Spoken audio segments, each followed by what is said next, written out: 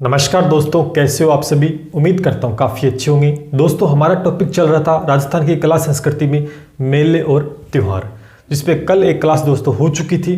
बहुत ही बेहतरीन तरीके से हमने क्लास ली थी। अगर आपने नहीं देखा है तो जाके देख लीजिए उस क्लास को, जिसका लिंक आपको डिस्क्रिप्शन में मिल जाएगा या आई बटन में दोस्तों उसका लिंक आपको मिल जाएगा। अब उसके आगे हम मेले और त्योहारों के बारे में जानेंगे दोस्तों।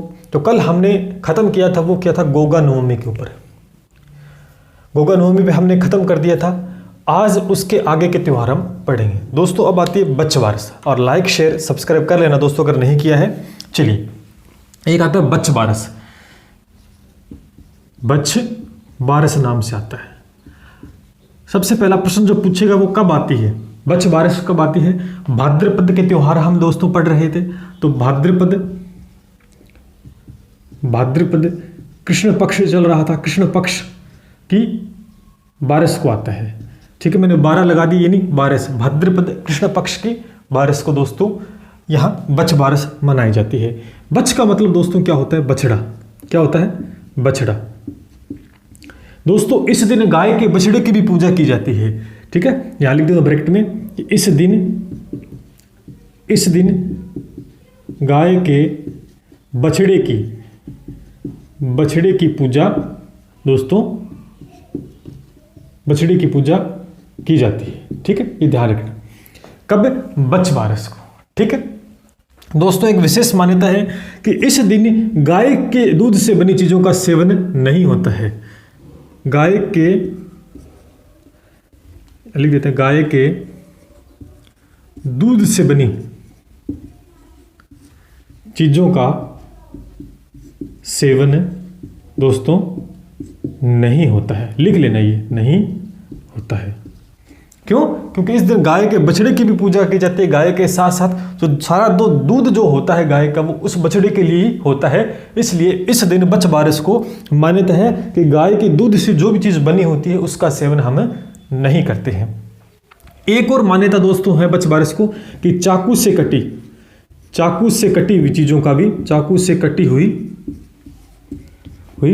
चीजों का भी सेवन नहीं होता है। अब चाकू से कटी हुई कोई भी चीज अगर होगी तो बच्च बारस के दिन ये मान्यता है कि सेवन नहीं किया जाएगा। सिर्फ अंकुरित चीजें जैसे मोठ मूंग वगैरह होते हैं ना, अंकुरित चीजों का ही सेवन हमें करते हैं। तो ये विशेष है। बच्च बारस कब आती है, भाद्रपद कृष्ण पक्ष की बारस को दोस्तों आती है। इस दिन गाय की बछड़े की पूजा होती है। गाय के साथ साथ और गाय के दूध से बनी चीज़ों का सेवन नहीं होता है, और चाकू से कटी चीज़ों का भी सेवन इस दिन नहीं होता है। ठीक है, चलिए अब आगे बढ़ते हैं। नेक्स्ट एक आता सत्या अमावस्या। सत्या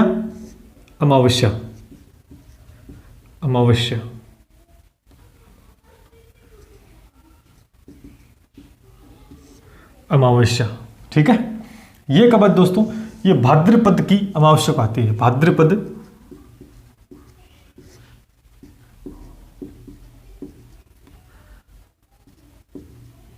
अमावस्या को आती है। ध्यान करना, सत्या अमावस्या कब आती है, भाद्रपद अमावस्या को आती है। अब दोस्तों जब अमावस्या आ गई, भाद्रपद की जब अमावस्या आ चुकी है, तो अब दोस्तों कृष्ण पक्ष था इससे पहले, फिर अमावस्या के बाद में क्या शुरू हो जाएगा, शुक्ल पक्ष।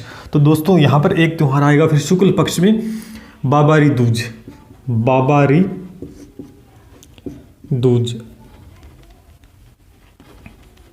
दूज के नाम से जान सकते हैं, कह सकते हैं बाबारी दूज कहते हैं, या बाबारी बीज भी दोस्तों कह सकते हैं, वैसे दूज मान लीजिएगा।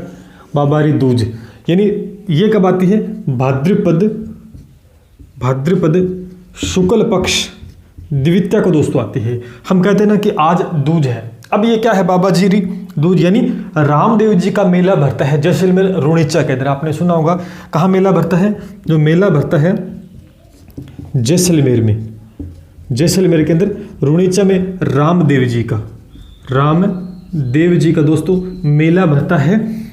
भाद्रपद शुक्ल पक्ष की दूज को दोस्तों मेला भरता है। तो हम कहते हैं ना कि आज रामदेव जी की दूज है, मंदिरों में ज़्यादा भोग लगाते हैं रामदेव जी के, नारियल वगैरह चढ़ाते हैं। तो उस दिन क्या तिथि होती है, भाद्रपद शुक्ल पक्ष दूज होती है दोस्तों।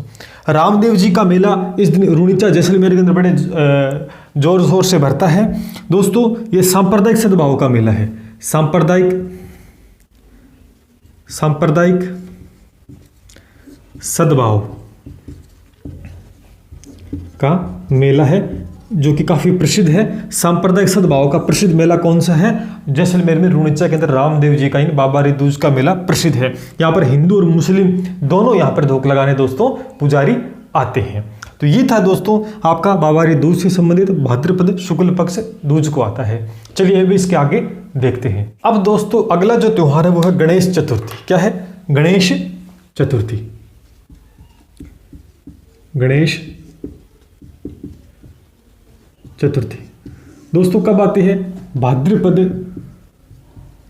भाद्रपद शुक्ल पक्ष की चतुर्थी को आती है। कब आती है? देखो चतुर्थी नाम ठीक है आपको दिखाई दे रहा है। तो भाद्रपद चल रहा था, शुक्ल पक्ष चल रहा था, भाद्रपद शुक्ल पक्ष की चतुर्थी को दोस्तों आती है। इसे दोस्तों चतरा चौथ के नाम से भी जानते हैं। चतरा चौथ के नाम से भी हम जानते हैं। चतरा चौथ के नाम से भी हम जानते हैं। दोस्तों गणेश जी प्रथम पूजनीय देवता हैं और इनका जो त्रिनेत्र मंदिर है जो कि प्रसिद्ध राजस्थान में त्रिनेत्र जो मंदिर है वो कहाँ पर है? ये कई बार पूछा जा सकता है। तो सवाई माधोपुर के अंदर है। सवाई माधोपुर के अंदर है, जहां पर दोस्तों शादी की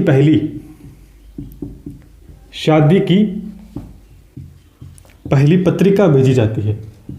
शादी का जो कार्ड होता है ना, हमारी मान्यता है तो हम त्रिनेत्र मंदिर है वहां पर शादी का पहला कार्ड हम स्पीड पोस्ट करवा देते हैं डाक के द्वारा। ठीक है। तो भाद्रपद शुक्ल पक्ष की चतुर्थी को आता है गणेश चतुर्थी त्योहार। चतरा चौथ के नाम से भी जाना जाता है। त्रिनेत्र मंदिर प्रसिद्ध राजस्थान के अंदर जो कि सवाई माधोपुर के अंदर है। और शादी की पहली पत्रिका कौन से मंदिर में भेजी जाती है ये प्रश्न पूछ सकते हैं, जो कि कहां पर है? सवाई माधोपुर में गणेश जी का। ठीक है। अब देखिए अगला ऋषि पंचमी। ऋषि पंचमी त्योहार आता है। कब आता दोस्तों? भाद्रपद शुक्ल पक्ष पंचमी को दोस्तों ये त्योहार आता है। भाद्रपद शुक्ल पक्ष पंचमी को। इस दिन दोस्तों माहेश्वरी समाज के लोग, माहेश्वरी तथा कायास समाज के लोग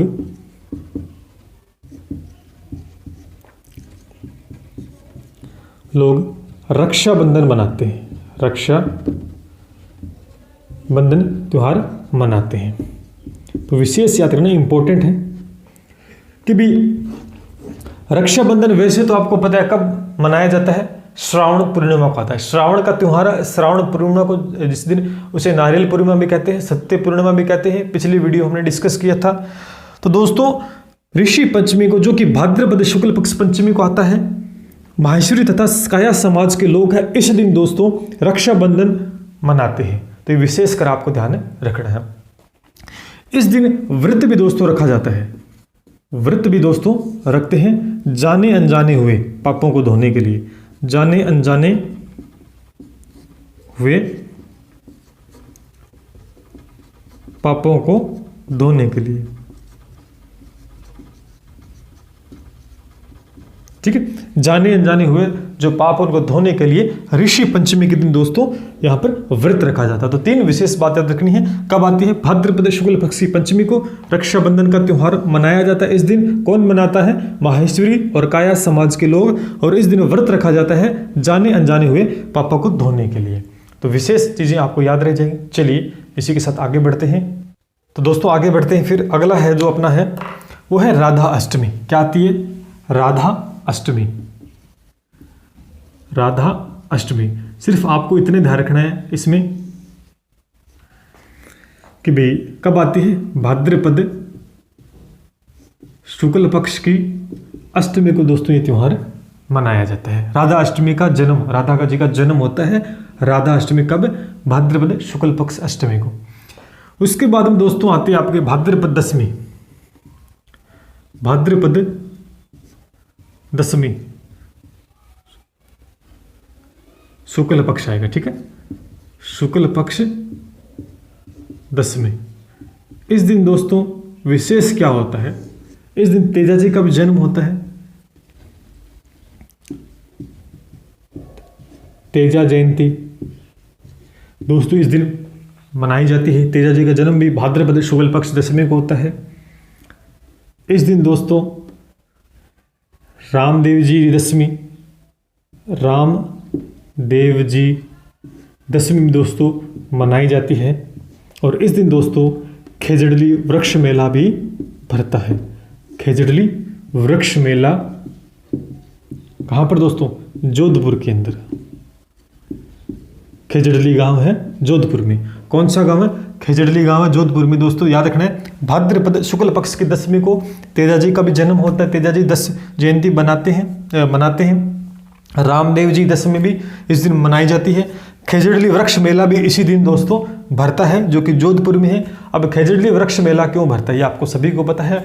अमृता देवी नाम से महिला विख्यात है, जो कि वृक्षों को बचाने के लिए अपने प्राणों को न्यौछावर किया था, आप सभी को पता है। इसके चलते एक आंदोलन भी दोस्तों हुआ था, जिसे चिपको आंदोलन बोलते हैं। चिपको आंदोलन पेड़ के चिपक गए थे, पेड़ को पकड़ लिया था कि सबसे पहले जो आप कुल्हाड़ी चलाओगे वो हमारे ऊपर चलाइएगा, उसके बाद पेड़ पे चलाने देंगे। तो यानी वो पेड़ के चिपक गए थे, पेड़ को पकड़ लिया था, इसलिए वहाँ इसी नाम से चिपको आंदोलन दोस्तों फेमस हुआ था। ठीक है, तो याद रखना 3 चीज़ें भाद्रपद शुक्ल पक्ष की दशमी को दोस्तों आती। अब आता है दोस्तों देव झूलनी एकादशी। देव झूलनी एकादशी दोस्तों इसे जल झूलनी के नाम से भी जानते हैं, जल झूलनी के नाम से भी जानते हैं। और दोस्तों इसे राम रेवाड़ी के नाम से भी जाना जाता है, राम रेवाड़ी के नाम से भी जाना जाता है। कब आते हैं दोस्तों? याद होगा भाद्रपद चल रहा है अपना, और भाद्रपद में कौन सा पक्ष चल रहा है? शुक्ल पक्ष चल रहा है, और एकादशी 11 यानी भाद्रपद शुक्ल पक्ष की 11 को दोस्तों आती है। क्या विशेषता है, किससे संबंधित है? देव झूलनी एकादशी श्री कृष्ण जी से, यानी ठाकुर जी से, या आप कह सकते हैं श्री कृष्ण जी से क्या है, श्री कृष्ण जी से संबंधित है। ठीक है, तो देव झूलनी एकादशी ध्यान रखना इस बात को। इस दिन क्या होता है, कृष्ण जी को लकड़ी के वस्त्र में दोस्तों ले जाया जाता है और वापस लेके आते हैं। इस प्रक्रिया को दोस्तों बेवाण बोला जाता है। तो ध्यान करना, देव झूलनी एकादशी को जल झूलनी भी कहते हैं, या राम रेवाड़ी भी दोस्तों कहा जाता है। भाद्रपद शुक्ल पक्ष की 11 को आती है, जो कि श्री कृष्ण जी से संबंधित है। हो जाएगी याद? बिल्कुल हो जाएगी, बिल्कुल। मतलब यहीं से ही प्रश्न बनेगा, ज़्यादा कॉम्प्लिकेट चीज़ें नहीं पूछी जाएंगी आपसे। चलिए फिर आगे बढ़ते हैं। अब दोस्तों हम पढ़ेंगे भाद्रपद के और त्यौहार कुछ। अब दोस्तों आता है गणेश चतुर्दशी। गणेश चतुर्दशी आप ध्यान करना, गणेश चतुर्थी पीछे पढ़ा था हमने, जो कि भाद्रपद का ही त्यौहार था। भाद्रपद का ही त्यौहार था, ध्यान करना, भाद्रपद का ही त्यौहार था। गणेश चतुर्थी हमने अभी पढ़ा था। ठीक है, अब आता है गणेश चतुर्दशी, जो कि कब बनाई जाती है? भाद्रपद शुक्ल पक्ष की 14 को दोस्तों गणेश चतुर्दशी बनाई जाती है। इस दिन क्या विशेष होता है? गणेश जी की जो प्रतिमाएं थी, गणेश जी की प्रतिमाओं का क्या होता है? विसर्जन होता है। क्या होता है? विसर्जन दोस्तों इस दिन किया जाता है। और इस दिन जो पुरुष हैं जो व्रत रखते हैं, उनका क्या होता है? व्रत का उद्यापन करते हैं। व्रत का क्या करते हैं? उद्यापन, यानी व्रत को पूरा करते हैं। तो ये विशेष बात आपको ध्यान रखनी है। गणेश चतुर्दशी, चतुर्थी नहीं है दोस्तों, चतुर्दशी 14, ठीक है, भाद्रपद शुक्ल पक्ष की 14 को। अब मैंने आपको बताया था कल की वीडियो में कि जब 14 दिन पूरे हो जाते हैं तो क्या आते हैं दोस्तों? उसके बाद में हमारी अमावस्या चल रही थी पीछे, और उसके बाद में दोस्तों अब क्या आ गई है? यहाँ पर शुक्ल पक्ष था, अब कृष्ण पक्ष दोस्तों स्टार्ट हो जाएगा। उससे पहले क्या आएगी? भाद्रपद पूर्णिमा, पूरा चांद आपको दिखाई देगा। तो अब जो शुरू होगा वो होगा श्राद्ध पक्ष। श्राद्ध पक्ष दोस्तों शुरू होगा, वो क्या होगा? भाद्रपद पूर्णिमा को, क्योंकि 15 दिन क्या आती है? पूर्णिमा, और 15 दिन अमावस्या। तो अब शुक्ल पक्ष खत्म हो गया, शुक्ल पक्ष के बाद कृष्ण पक्ष होगा। ठीक है, तो भाद्रपद पूर्णिमा से दोस्तों आश्विन अमावस्या तक, आश्विन अमावस्या,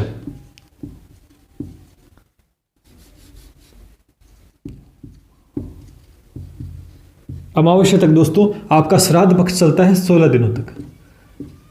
श्राद्ध पक्ष तो जानते सारे, इसे दोस्तों पितृपक्ष भी हम दोस्तों बोलते हैं। पितृपक्ष भी दोस्तों में बोलते हैं। इसी दिन दोस्तों एक सांझी का त्यौहार भी दोस्तों मनाया जाता है। सांझी का त्यौहार, सांझी का त्यौहार भी दोस्तों इस दिन मनाया जाता है। तो ये दोस्तों आपके जो भाद्रपद के जो त्यौहार थे वो पूरे हो चुके हैं। समझे होंगे मेरी बात को कि भाई चीज़ें क्या है कि एक दूसरे रिलेटेड है। शुरुआत से आप वीडियो देखोगे तब चीज़ें समझ में आएंगी, बीच में से मत देखो। कल का वीडियो आप देखो, मैंने बड़े सीक्वेंस से चीज़ें कराई हैं। अब देखो भाद्रपद शुक्ल पक्ष की 14 के बाद में आपको दोस्तों 14 दिन पूरे हो गए तो 15वें दिन या तो अमावस्या आती है या आपकी पूर्णिमा आती है। शुक्ल पक्ष था, कृष्ण पक्ष स्टार्ट होगा तो उससे पहले क्या होती है, पूर्णिमा होती है। तो भाद्रपद पूर्णिमा आ गई है और भाद्रपद पूर्णिमा से आश्विन अमावस्या तक हम श्राद्ध पक्ष चलेगा 16 दिन। इसे पितृपक्ष बोलते हैं। सांझी का त्यौहार भी दोस्तों इसी दिन मनाया जाता है। अब दोस्तों भाद्रपद के त्यौहार खत्म हो चुके हैं, अब आएगा आश्विन। भाद्रपद के बाद में क्या था, आश्विन। तो आश्विन चलेगा, अब यहाँ शुक्ल पक्ष था तो आश्विन का कृष्ण पक्ष दोस्तों शुरू हो जाएगा। तो आश्विन के त्यौहार हम कल डिस्कस करेंगे। तो उम्मीद करता हूँ आज की क्लास भी आपको समझ में आएगी, यानी हम धीरे धीरे चीज़ों को कवर कर लेंगे। अभी आपका एग्जाम दोस्तों नहीं है, तो जितना हो सके हम बड़े आराम से सीखेंगे चीज़ों को, कोई भी चीज़ छूटने नहीं वाली है। आप इन चीज़ों को अगर कवर अप करते तो यहाँ से प्रश्न देखने को मिल जाएगा। कोई भी डाउटफुल लगे तो कमेंट करके पूछ सकते हैं। मिलते हैं फिर। जय हिंद, जय भारत।